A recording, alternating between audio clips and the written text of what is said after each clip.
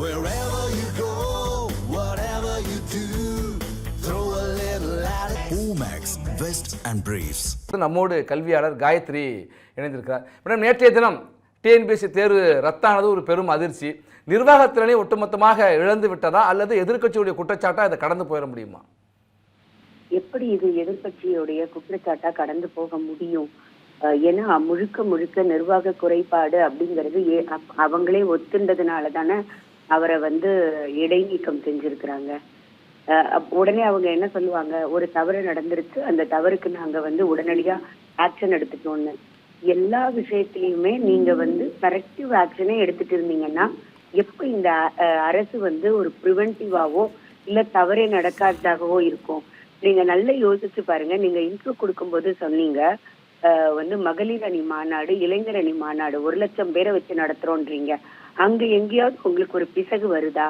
அப்ப ஏன் இந்த மக்கள்னு வரும்போது உங்களுக்கு பிசகு வருது? உங்களுடைய கட்சின்னு வரும்பொழுது அதை அரசு நிகழ்ச்சி போல அத்தனை அதிகாரிகளும் அங்க நின்று நடத்துற அளவுக்கு ஒரு மக்களினுடைய வாழ்வாதாரத்திற்காக தாம் படிச்ச படிப்பு, அதற்குரிய வேலை அப்படின்னு கிடைக்கும் போது அதற்கு ஒருத்தர் முன்னின்று முயன்று அவங்களா, இந்த அரசு எதுவும் செய்யல, அவங்க படிச்சு தேர்வு எழுத வராங்க, பணம் கட்டுறாங்க, உங்களை ஃபார்ம் ஃபில்அப் பண்ணி கொடுக்குறாங்க, ஒழுங்காக கூட உங்களால ஒரு பதிவேற்றம் செய்ய முடியாம நீங்க தவறுதலாக பிழையாக நீங்க ஒரு விஷயத்த செய்றீங்க அப்படின்னா அதை எப்படி அவங்க எளிதாக கடந்து போக முடியும்? யோசிச்சு பாருங்க.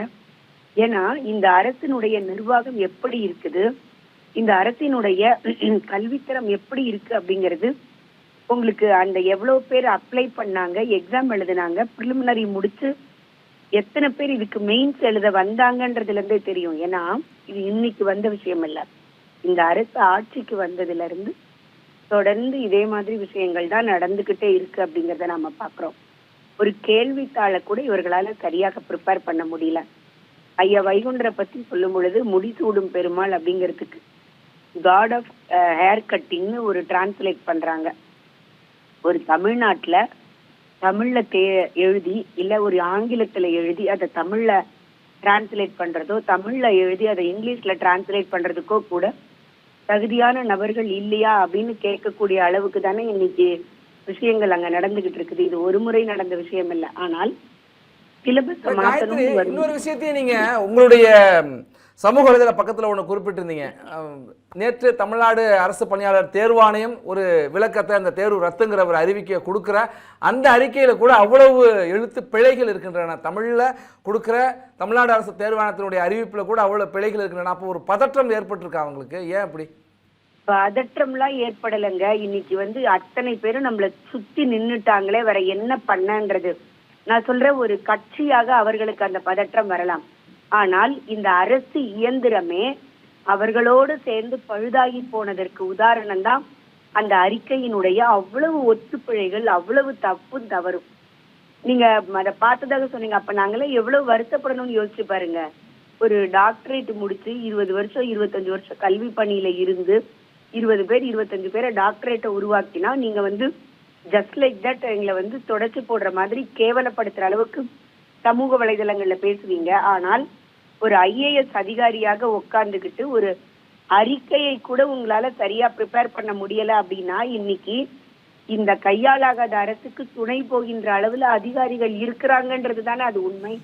இல்லைன்னா ஒரு செய்தி தொடர்பாளர்கள் போல IAS ஆபீசர்ஸ் வேற எந்த அரசாவது பயன்படுத்தி இருக்குதா? யோசிச்சு பாருங்க. ஆனா நீங்க இப்படி குற்றச்சாட்டுகள்லாம் சொல்றீங்க. முதலமைச்சர் நேற்றைய தினம் இன்னைக்கு கூட பேசியிருக்கிற அந்த நிகழ்ச்சியில பேசுறப்ப தமிழ்நாடு தான் ஒரு சீரான வளர்ச்சி, அனைத்து துறைகளையும் உள்ளடக்கிய வளர்ச்சியை கொண்ட ஒரு மாநிலமாக இருக்கு, இரட்டை இலக்க வளர்ச்சியை கொண்ட மாநிலம்னு பெருமிதமா சொல்றாரு. ஆமாங்க, நானும் அதை மறுக்கவே இல்லை. எப்படி அப்படின்னா ஃபேமிலியா சூசைட் பண்ணிக்கிறதுல நம்ம நம்பர் 1 இருக்கிறோம். ஆக்சிடென்ட் நடக்குதா அதுல நம்பர் 1 இருக்கிறோம். குடிபோதையில ஆக்சிடென்ட் ஆனதுல ஒண்ணு கொண்டு போய் விட்டவன் இல்லைன்னா அடிபட்டு செத்தவன், 2 பேர்ல யாராவது ஒருத்தர் மேக்சிமம் குடிபோதைக்கு ஆளானவங்களா இருக்காங்க. பள்ளிக்கூடத்துல கஞ்சா இருக்குதா அதுல நம்ம நம்பர் 1 இருக்கோம். எல்லாத்துலயும் நம்ம தான் அபரிமிதமான வளர்ச்சி அடைஞ்சிருக்கிறோம். அது எப்படி இல்லைன்னு சொல்ல முடியும்? யோசிச்சு பாருங்க. இல்லைன்னா வேலூர் நினைக்கிறேன் ஒரு பள்ளிக்கூடத்துல சைக்கிள் கொடுக்க போன நிகழ்ச்சியில ஒரு பள்ளி ஆசிரியர் அப்படியே ஒரு திமுகவினுடைய அமைச்சரை விட மோசமாக அந்த இடத்துல பேசுறாரு. கவிதையெல்லாம் அமைச்சருக்கு எழுதுறாரு. இந்த அரசு திரும்ப திரும்ப வரணும்னு எங்க வச்சு பேசுறாரு? கட்சி மேடையில இல்ல, பள்ளிக்கூடத்துக்குள்ள பேசுறாரு. நீங்களோ நானோ நினைச்சா ஒரு பள்ளிக்கூடத்துக்குள்ள போக முடியாது. ஆனால் தயாநிதி மாறன் கேக் கட் பண்ணி அரசு பள்ளியில பர்த்டே செலிப்ரேட் பண்றாரு, பிரியாணி கொடுக்குறேங்கிறாரு. இதெல்லாம் எவ்வளவு பெரிய வளர்ச்சி! அதெல்லாம் இல்லைன்னு எப்படி மறுக்க முடியும்? 4 லட்சம் பேர் எக்ஸாம் எழுதி உங்களுக்கு 9457 பேர் மெயின்ஸ்க்கு செலக்ட் ஆயிருக்காங்கன்னா கல்வி எந்த லட்சணத்துல போகுதுன்னு அவங்கதான் சொல்லணும் சார். நன்றி நன்றி காயத்ரி, உங்கள் கருத்துக்களை பகிர்ந்து கொண்டமைக்கு. நம்மோடு பொருளாதார ஆலோசகர் சுப்பிரமணியன் இணைந்திருக்கிறார். சார், நிறைய விஷயங்களில் இந்தியாவில் இருக்கிற பிற மாநிலங்களோடு ஒப்பிட்ட அளவில் பார்க்கின்றப்ப தமிழ்நாடு முன்னணியில் முதலிடத்தில் இருக்குது அப்படின்னு சொல்கிறாங்க. ஆனால் உங்களை போன்ற பொருளாதார ஆலோசகர்கள் சிலர் இல்லை, மிக மோசமான கவலைக்கிடமாக பொருளாதார நிலை இருக்குது அப்படின்னு சொல்கிறாங்க. அதற்கு அவர்கள் பதில் சொல்கிறப்ப, அரசு தரப்புலேயே திமுக பதில் சொல்கிறப்ப, மத்திய அரசே எவ்வளோ கடனை வாங்கியிருக்கிறப்ப மத்திய அரசை நோக்கி விரல் நீட்டாதவர்கள் மாநில அரசை மட்டும் பார்த்து இப்படி விரல் நீட்டுவதும் விமர்சிப்பதும் சரியா அப்படின்னு கேட்குறாங்களே சார். அதாவது நம்ம இந்த மாநில அரசு ஏன் சரியாக செயல்படவில்லை என்று எதுக்கு சொல்றோம் அப்படின்னா, உங்களுக்கு செயல்படும் திறன் அதிகமாக இருக்கிறது. இங்க ஏற்கனவே செயல்பட்ட மக்கள் தானே, இங்க அரசாங்கம் நல்லபடியா வந்த அரசாங்கம் தானே. இப்போ நீங்க வரும்போது நீங்க நல்லபடியாக நாங்க ஊழல் நிர்வாகத்தை கரைந்தெறிந்து விடுவோம், அதனால நமக்கு நாட்டுல வருமானம் அதிகரிக்கும் சொல்லிட்டு வந்ததுக்கு அப்புறம் பாத்தீங்கன்னா அந்த ஊழல் இதெல்லாம் என்னாச்சுன்னு தெரியல. இப்போ ஒவ்வொரு துறைகள் எடுத்தாலும் அந்த துறைகள்ல ஊழல்கள் ஓடிக்கொண்டிருக்கின்றன. கடனுக்கு மேல கடன் வாங்கி இருக்கிறோம் சார். ஒண்ணுமே ஆனா சார், நீங்க மத்திய அரசாங்கம் கம்பேர் பண்ண வேண்டாம், பழைய மாநில அரசாங்கம் கம்பேர் பண்ண வேண்டாம். போன வருஷம் 2025-26 பட்ஜெட் பிரசன்ட் பண்ணினாங்க பாத்தீங்க இல்லையா? அதுல மாநில வரி வருமானம் எவ்வளவு இருக்குன்னு சொன்னாங்கன்னா 2,20,000 கோடி சொன்னாங்க. அதாவது இப்ப இந்த 25-26 கடந்த நிதியாக நடந்துட்டு பாத்தீங்கன்னா, இதோட பட்ஜெட்ல மாநில வருமானம் எவ்வளவு இருக்குன்னா 2,20,000 கோடினாங்க. அதற்கு முந்தின வருஷம் ஒரு ப்ரொஜெக்ஷன் கொடுப்பாங்க. இதுவே ஒரு வருஷத்துக்கு அடுத்த வருஷத்துக்கு ப்ரொஜெக்ஷன் கொடுப்பாங்க. இவர்கள் ப்ரொஜெக்ஷன் கொடுத்தாங்களே 25-26க்கு ப்ரொஜெக்ஷனா கொடுத்தது 2,26,000 கோடி. மாநில வரி வருமானம் எப்படி 2,26,000 2,20,000 கோடியாவது குறைய முடியும்? இது யாராவது கேள்வி கேட்டிருக்காங்களா? அதாவது நீங்க பட்ஜெட் போடுறீங்க, அடுத்த வருஷம் நான் இவ்வளவு ப்ரொஜெக்ட் பண்ணுவேன்னு சொல்லிட்டு சொல்றீங்க. ஆனா உண்மையிலே பட்ஜெட் போடும்போது அதுல இருந்து ஒரு 6,000 கோடி காணாம போகுதுன்னா அந்த 6,000 கோடி காணாம போனதற்கு உண்டான விவரத்தை நீங்க அளிக்க வேண்டும். இதை விட்டுருங்க. இப்ப நம்ம அரசு ஊழியர்கள் போராட்டம்னா நிறைய பார்த்துட்டு இருக்கிறோம் இல்லைங்களா? அரசு ஊழியர்களுக்காக இந்த அரசாங்கம் 2025-26 ஒரு ப்ரொஜெக்ஷன் ஒரு நம்பர் கொடுத்தாங்க. 91,726 கோடி ரூபாய்கள், 92,000 கோடின்னு வச்சுக்கோங்க.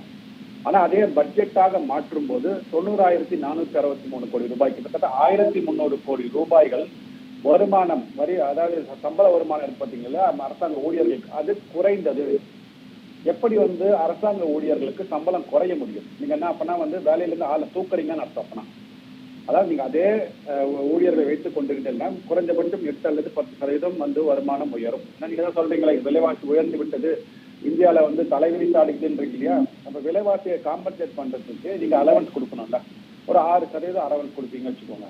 அப்போ 91,800 கோடி ரூபாயில இருந்து 6% நீங்க உயர்த்தாம கூட இருந்தா பரவாயில்ல, அதே இதுல மெயின்டைன் பண்ணலாம். ஆனா அதை தாண்டி கீழே கொண்டு வந்துட்டீங்க, ஒரு 1,300 கோடி ரூபாய் கம்மி பண்ணிட்டீங்க. இதெல்லாம் யாருக்குமே தெரிய மாட்டேங்குது. இவர்கள் மேம்போக்காக பட்ஜெட்டை ப்ரிப்பேர் பண்றதும், அதை மக்கள்கிட்ட படம் போட்டு காட்டி நாங்க கடனை கம்மியா வாங்கிட்டோம், நாங்க நிறைய நலத்திட்டங்கள் பண்றோம், அதனால்தான் எங்களுக்கு கடன் நிறைய இருக்கு, ஒன்றிய அரசாங்கம் பணம் கொடுக்கல அப்படின்னா. ஒன்றிய அரசாங்கம் மத்திய அரசாங்கம் கொடுக்கின்ற வரி வருடா வருடம் உயர்ந்து கொண்டு வருகிறது. 57,000 கோடி ரூபாயில இருந்து 58,000 கோடி ரூபாய் இருக்குது ஒரே வருஷத்துல பட்ஜெட்டை ரிவைஸ் பண்ணும் போதே.